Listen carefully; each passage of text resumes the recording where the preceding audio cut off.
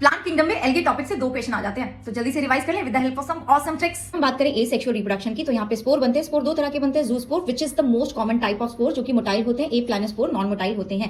Sexual reproduction में isogamy, isogamy, oogamy, इनके example याद करने बड़े जरूरी हैं। आइसोगेमी में आ जाएगा यूलोथ्रिक्स, स्पाइरोगेरा, जिसके पास नॉन फ्लैजिलेटेड आइसोगेमीट्स होते हैं।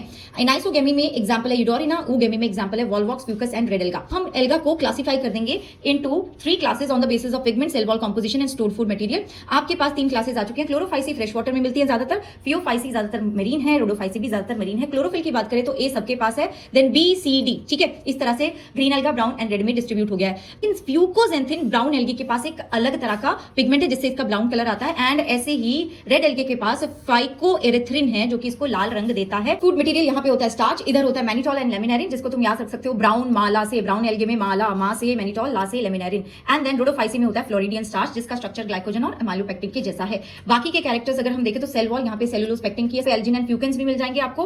रेड एल्गे में आपको phosphate ester, polysulphate esters and calcium carbonate भी मिल जाएगा। अगर मैं बात करूं वेजिटेटिव रिप्रोडक्शन की, तो तीनों में फ्रेगमेंटेशन हो रहा है। Asexual reproduction Chlorophyceae and Phaeophyceae में जूस्पोर्स के थ्रू होता है। यहाँ पे आपको 2 से 8 फ्लैजिला मिल सकते हैं क्लोरोफाइसी में, एंड फियोफाइसी में 2 ही फ्लैजिला होते हैं जो कि अनइक्वल होते हैं, और पायरिफॉर्म आपका स्पोर होता है। रेड एल्गे में कभी भी मोटाइल स्टेज नहीं बनती। अगर हम सेक्सुअल रिप्रोडक्शन की बात करें तो यहाँ पे तीनों हो रही है, ब्राउन एल्गे में भी तीनों हो रही है, एंड जो गैमेट्स होते हैं वो पायरिफॉर्म है और बाइफ्लैजिलेटेड है। रोडोफाइसी में कभी भी मोटाइल गैमेट नहीं बनेंगे।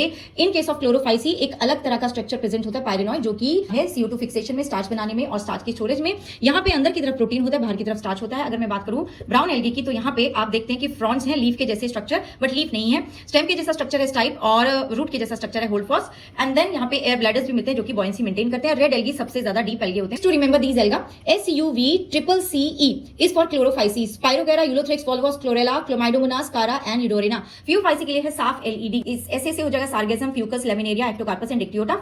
रोडोफाइसी के लिए है PPGG, polysiphonia, porphyra, gelidium and gracilaria. Importance की तो आधा हाफ जो आपका टोटल CO2 है वो फिक्स कर रहे हैं एल्गी। एडिबल एल्गी का एग्जांपल है पोलासा को खा जाते, porphyra, laminaria and sargassum. Protein rich algae है क्लोरेला एंड स्पाइरोगेरा, एंड हाइड्रोक्लाइड्स जो कि वाटर होल्डिंग होते हैं, उसमें आपका एग्जांपल आ गया एल्जिन। कैसे याद रखोगे?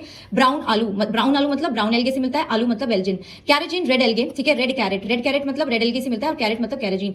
एगार भी आपका यूज होता है टिश्यू कल्चर में और आइसक्रीम जेलीज बनाने के लिए, जो मिलता है रेड एल्गे में, जेलिडियम एंड ग्रेसिलेरिया। अब इस क्वेश्चन का आंसर बता दो।